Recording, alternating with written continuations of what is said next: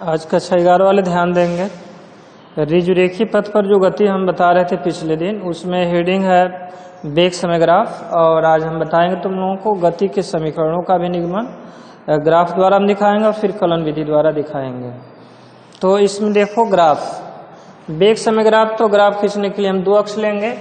तो एक अक्ष मान लेंगे एक्स अक्ष और दूसरा होगा वाई अक्ष। तो एक्स अक्ष पर यहाँ टाइम को लिया जाएगा, समय टी को, और दूसरा ये वाई अक्ष होगा, इस पर हम वेग को लेते हैं। तो मान लो यदि हम ऐसे हम ग्राफ खींचेंगे तो ये ग्राफ क्या बताएगा, अभी हम बता रहे हैं। यदि हम दूसरा ये ग्राफ खींचे हैं, इस तरह से यदि हम ग्राफ खींचते हैं,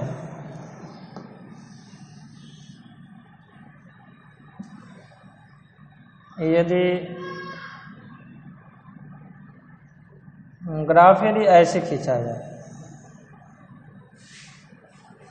ये है टाइम टी और ये है वेग है, वेग v है, ये है समय।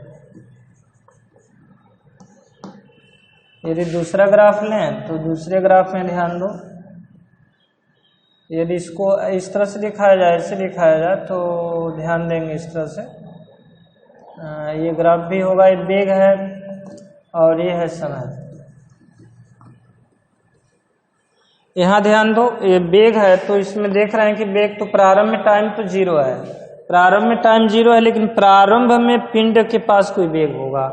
गतिशील वस्तु प्रारंभ में गतिशील है, मतलब t बराबर 0 पर उसके पास वेग है, और जैसे जैसे समय बढ़ रहा है वैसे वैसे इसका वेग भी बढ़ रहा है, मतलब ये धनात्मक इसमें त्वरण होगा। यदि वेग में वृद्धि होती है तो त्वरण क्या होगा, धनात्मक। यहाँ आ जाओ, दूसरे में देख रहे हैं कि जब प्रारंभ में तो वेग मैक्सिमम है, लेकिन जैसे जैसे समय बढ़ रहा है वैसे वैसे वेग घट रहा है, मतलब ये ऋणात्मक त्वरण को प्रदर्शित कर रहा है।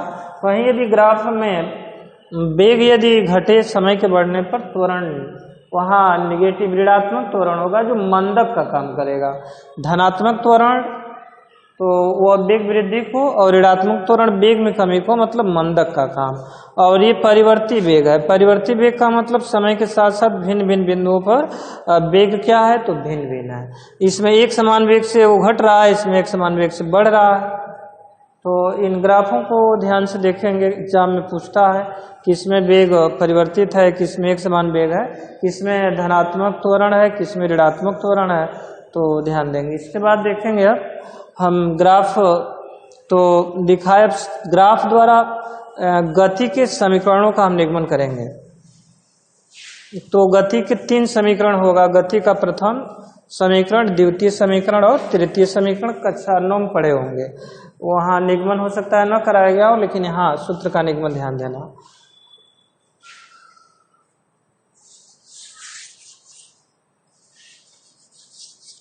स्थिति वेग संबंध,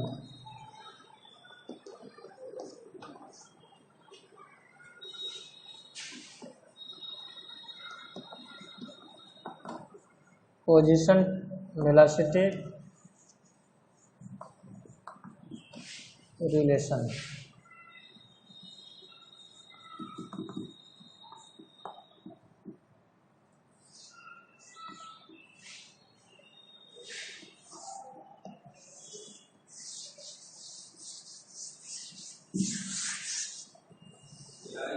इसमें मान लेंगे एक्स अक्ष पर उसमें वेग, और चूंकि स्थिति दिखाना है तो इस पर तो समय होगा,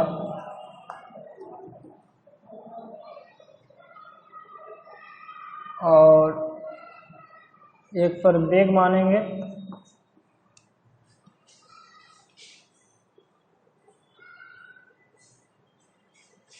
इसमें वेग समय ग्राफ दिखाना है, वेग समय ग्राफ। तो स्थिति तो बाद में देखेंगे, यहाँ ये दूसरे समीकरण में देखेंगे। ये है समय, समय वेग ग्राफ, मतलब टाइम वेलोसिटी रिलेशन, समय वेग संबंध ध्यान देंगे। तो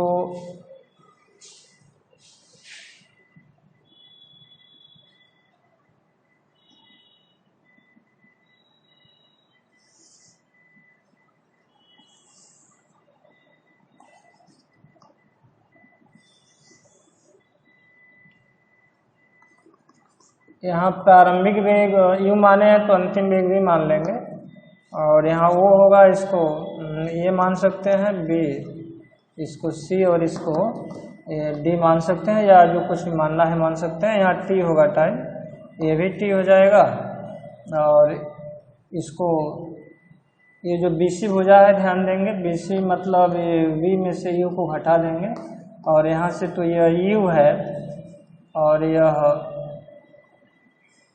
इसको ये T के बराबर भी मान लेंगे भुजा जो है, ध्यान देना। तो समय वेग संबंध जब देखना है, टाइम वेलोसिटी रिलेशन देखना है, ध्यान देंगे यहाँ। तो ये CD रेखा का ढाल देखेंगे, CD रेखा का ढाल मतलब त्वरण, त्वरण A इक्वल टू होगा CD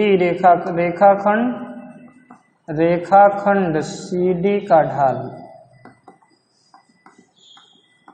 तो A इक्वल टू हुआ रेखाखंड CD का ढाल, मतलब लंब बटे आधार होता है ये BC, बटे आधार होगा BD। तो BC जो भुजा है, BC भुजा जो देख रहे हैं वह AC में से घटाया गया है, AC माइनस AB, और अपान ये हुआ BD। या त्वरण A इक्वल टू हुआ, त्वरण A equal to AC minus AB। तो AC माइनस AB, तो AC तो V है, तो ये V माइनस U अपान BD का मान, तो BD है T, या AT इक्वल्स टू हुआ V माइनस U, या ये समीकरण V इक्वल टू हुआ U प्लस AT। ये गति का प्रथम समीकरण है, ध्यान देंगे, ये गति का प्रथम समीकरण समय वेग संबंध है, टाइम वेलोसिटी रिलेशन। इसके बाद देखना दूसरे में दिखाएंगे, ये स्थिति समय संबंध ध्यान देंगे, मतलब दूरी समय संबंध दिखाना है। तो दूरी समय संबंध,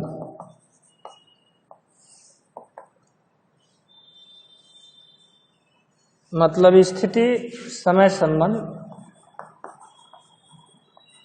स्थिति समय संबंध, ये पोजीशन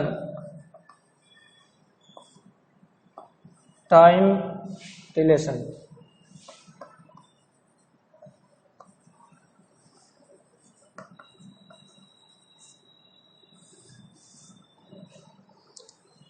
अब ध्यान देंगे गतिशील वस्तु द्वारा तय की गई दूरी से मतलब होगा इसमें। तो गतिशील वस्तु द्वारा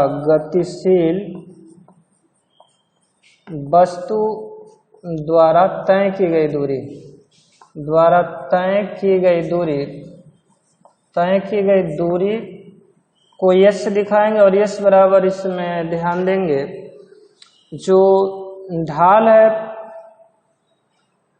CD रेखाखंड और जो समय अक्ष है उसके बीच घिरा क्षेत्रफल, मतलब आवत क्षेत्रफल। CD रेखाखंड एवं समय अक्ष के बीच आबद्ध क्षेत्रफल,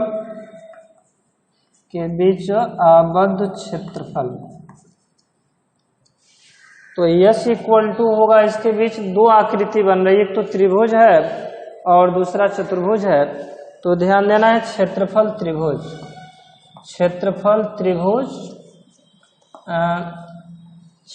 त्रिभुज है BCD, और प्लस क्षेत्रफल आयत है OABD। या यस इक्वल टू होगा, या यस इक्वल टू देखो त्रिभुज का जो क्षेत्रफल होता है, ध्यान देंगे त्रिभुज का क्षेत्रफल 1/2 समकोण बनाने वाली भुजाओं का गुणनफल होता है। तो 1/2 समकोण बनाने वाली भुजा कौन सी है, तो BD और इंटू BC, और प्लस इसका जो क्षेत्रफल होता है आयत का समकोण बनाने वाली भुजाओं का गुणनफल होता है। तो इसमें ए बी का गुणा बी डी में कर लेंगे, तो ए बी गुणे होगा ए बी डी होगा, या यस इक्वल टू हुआ 1/2, ये बी डी के जगह पर ध्यान देंगे, बी डी के जगह पर क्या लिखा जाए, तो बी डी है टी, और बी सी का मतलब है v minus you, v minus you है बी सी, और यह प्लस ए बी का जो मान देख रहे हैं ए बी है यू और बी डी है टी, या यस इक्वल टू, यहाँ ध्यान देंगे v माइनस जो u है वहाँ हम कुछ लिख सकते हैं, क्या लिखेंगे, तो वेग परिवर्तन है, वेग परिवर्तन की समय दर को त्वरण कहा जाता है, तो वेग परिवर्तन की समय दर को तो हम त्वरण लिखेंगे, मतलब हाफ t रहेगा, और इसके जगह पर वेग परिवर्तन है, त्वरण लिखना है, तो त्वरण जानते हैं कि वेग परिवर्तन त्वरण a इक्वल टू होता है, या गति का समीकरण भी हम लगा सकते हैं, यहाँ से ए टी भी लिख सकते हैं, ध्यान दीजिएगा, ये बराबर ये v माइनस यू, यहाँ देख रहे हैं कि v minus U equal to A T है, तो v माइनस यू के जगह पर हम ए टी भी लिख सकते हैं, चूंकि ध्यान देंगे तो v माइनस यू की जगह पर ए टी जब लिखा जाएगा यहाँ a t plus u t, तो यह हो जाएगा s equal to you t और plus half A T square होगा, ये हुआ टाइम t और स्थिति यस के बीच रिलेशन हुआ, s equal to U T plus ये हाफ ए टी स्क्वायर। अब इसके बाद देखेंगे, इसके बाद ये स्थिति वेग संबंध देखना है, तीसरा वो गति का समीकरण होगा स्थिति वेग संबंध, तीसरा समीकरण यह है स्थिति वेग समीकरण, पोजीशन वेलोसिटी रिलेशन, पोजीशन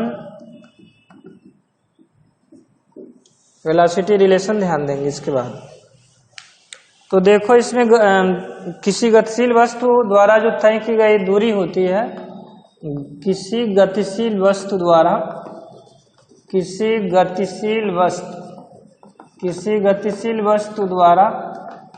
तय की गई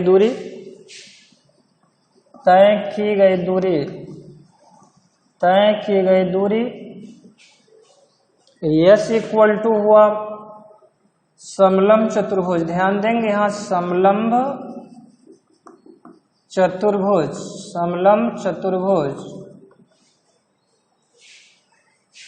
ओ डी सी ए का क्षेत्रफल, तो समलंब चतुर्भुज का क्षेत्रफल जो होता है यस इक्वल टू 1/2 गुणे समांतर भुजाओं का योग, मतलब ओडी प्लस हुआ एसी गुणे उनके बीच की लंबवत दूरी, तो उनके बीच की लंबवत दूरी BD ले सकते हैं, या यस इक्वल टू हुआ हाफ, OD की जगह पर थोड़ा ध्यान देंगे, OD की जगह पर लिखा जाएगा U प्लस AC की जगह पर, तो AC की जगह पर तो होगा V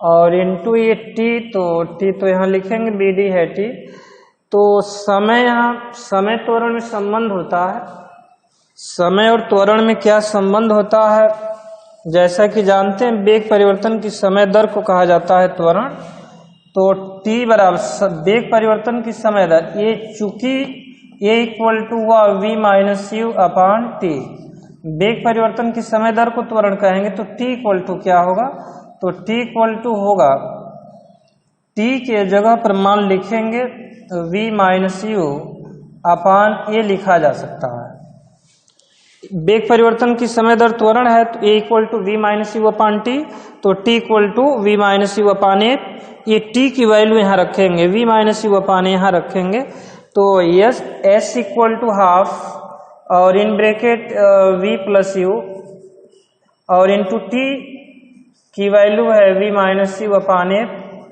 तो देखो अपान ए करेंगे तो ये 2a होगा, 2a का इसमें मल्टीप्लाई करेंगे, तिर्यक गुणा करेंगे, तो ये हो जाएगा 2 2as इक्वल्स टू, इसका जब इसमें मल्टीप्लाई गुणा करेंगे वी स्क्वायर माइनस हो जाएगा यू स्क्वायर, तो इसमें वी स्क्वायर इक्वल टू क्या हुआ, तो वी स्क्वायर इक्वल टू ये माइनस इधर आकर प्लस होगा यू स्क्वायर प्लस 2as। ये गति का तृतीय समीकरण है। तो इस तरह से हम ग्राफ विधि द्वारा, मेथड हम ग्राफ का लिए हैं, उसके द्वारा तीनों समीकरणों का निगमन किया गया। गति का जो प्रथम समीकरण है याद रखेंगे v equal to U plus A T. गति का जो द्वितीय समीकरण s equal to U T plus half A T square. और ये जो थर्ड फॉर्म इक्वेशन है, तीसरा जो समीकरण है गति का, वह है v square equal to U square plus 2as। देखो इन तीनों समीकरणों का निगमन हम कलन विधि द्वारा, मतलब कैलकुलस मेथड द्वारा भी हम करेंगे, जो कक्षा 12 के मैथ में कैलकुलस पढ़ेंगे। यहाँ भी हम सूत्र का निगमन करेंगे अगले दिन। तीनों फार्मूला का डेरिवेशन देखेंगे कलन मतलब कैलकुलस विधि द्वारा।